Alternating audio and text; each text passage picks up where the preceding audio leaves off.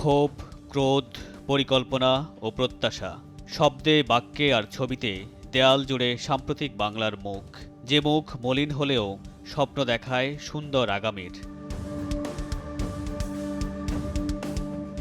কবিতা আর প্রবন্ধ যে ভাষাকে ছুঁতে পারেনি, পত্রিকার কলামেও হয়নি ঠাঁই, অভ্যুত্থানকালে সংগ্রাম আর আকাঙ্ক্ষার প্রতিবাদী সেই ভাষা ঠাঁই পেয়েছিল খোলা আকাশের নিচে, সড়কে, দেয়ালের শরীরে।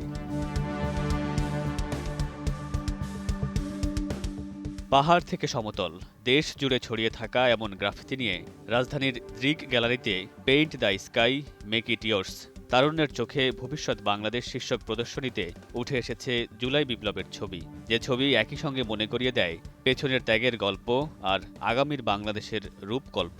এই গ্রাফিতিগুলো আসলে আমাদেরকে ওই দিনগুলোর কথা আসলে মনে করে দিবে ভবিষ্যতে, যে আমরা যেন ভুলে না যাই আমাদের এই এত স্টুডেন্ট, আমাদের সহপাঠীদের আত্মত্যাগ যেন আমরা ভুলে না যাই। এইগুলোর জন্য ইন্সপিরেশন হয়ে আসলে গ্রাফিতিগুলি থেকে যাবে। প্রত্যেকটা ছবিতেই কিন্তু ফুটাই দেওয়া হয়েছে যে নতুন বাংলাদেশটা আসলে এমনই হওয়া উচিত।